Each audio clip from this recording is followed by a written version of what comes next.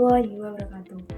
Halo semuanya, perkenalkan saya Cici Vera Renaisan dengan NPM 246101106 dari Prodi Manajemen Fakultas Ekonomi dan Bisnis. Dan di video kali ini saya akan mempresentasikan laporan individu manajemen keuangan 2 mengenai analisis keuangan dan kelayakan finansial pada stand mahasiswa buat Himasko Banjar FEB UMY. Nah, yang pertama buat identitas usaha. Identitas usaha yang diamati adalah buat Himasko. Stand ini bergerak di bidang kuliner atau food and beverage skala mikro. Produk yang dijual itu terdiri dari roti bakar, kemudian ada lumpia jibab, kemudian ada es cincau serut.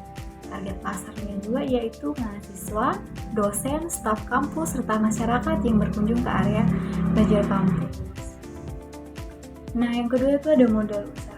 Jadi modal awal usaha ini berasal dari dana kas internal kelompok sebesar 500.000. Nah, modal tersebut itu digunakan untuk biaya tetap itu sebesar 90.000 dan biaya variabel itu sebesar 210.000.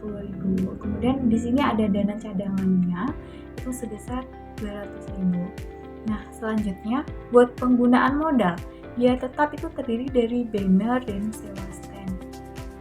Sedangkan biaya variabel itu digunakan untuk pembelian bahan baku seperti roti, kemudian kulit lumpia, cincau, terus es batu, nah, serta kemasan produk. Jadi dana cadangan ini disimpan itu sebagai dana darurat dan kebutuhan operasional berikutnya.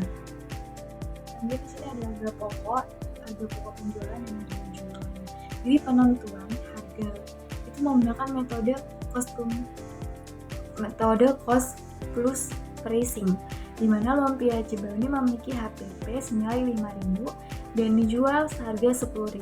Nah, sehingga memperoleh keuntungan Rp5.000 dalam per produk. Nah, roti bakar juga itu memiliki HPP sebesar 3.000, kemudian dijual dengan harga 5.000. Nah, jadi memiliki keuntungan Rp2.000. Sedangkan buat es cincau serut itu dia memiliki HPP senilai Rp2.000 dan dijual lagi Rp5.000 dan memperoleh keuntungan itu Rp3.000. Selanjutnya buat arus kas cadangan. Selanjutnya buat arus kas sederhana. Jadi pada hari pertama penjualan itu roti bakar terjual 10 porsi dengan omset 50.000. Sedangkan lumpia jembeu itu terjual 18 porsi dengan omset 180.000 dan es cincau serut itu 25 cup, jadi mendapatkan omset 125.000. Jadi sehingga total pemasukan buat hari pertama itu sebesar Rp355.000.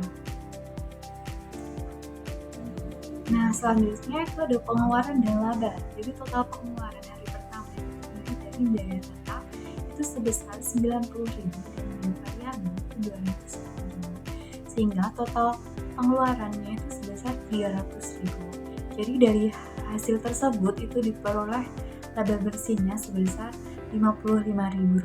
Nah, selanjutnya buat analisis BEP. Jadi perhitungan break-even point ini atau titik impas itu menunjukkan bahwa stand itu minimal harus menjual 30 unit produk. Jadi untuk menutupi biaya tetap, sedangkan penjualan aktual itu mencapai 53 unit.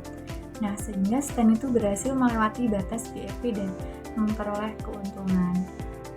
Nah, sedangkan buat pengelolaan keuntungan, jadi keuntungan usaha itu dikelola melalui sistem pembayaran digital menggunakan KRIS sehingga transaksi itu lebih aman dan mempermudah pencatatan keuangan. Jadi laba yang diperoleh itu digunakan kembali sebagai tambahan modal usaha. Nah, selanjutnya di sini juga ada kendala dan strategi pengembangan. Nah, kendala yang dihadapi itu yaitu kemungkinan perhitungan bahan baku yang kurang, kemudian sehingga masih terdapat sisa stok di akhir penjualan. Kemudian strategi pengembangan usaha itu dilakukan dengan mengatur pembelian bahan baku agar sesuai target penjualan dan melakukan penambahan stok jika permintaan itu terus meningkat.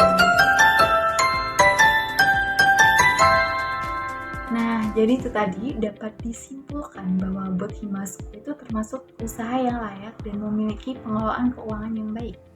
Nah, hal ini terlihat dari keberhasilan mencapai laba, kemudian menyewa titik impas, serta penggunaan sistem digital yang mempermudah transaksi. Jadi itu aja. Sekian presentasi dari saya. Terima kasih. Aku tutup. Wassalamualaikum warahmatullahi wabarakatuh.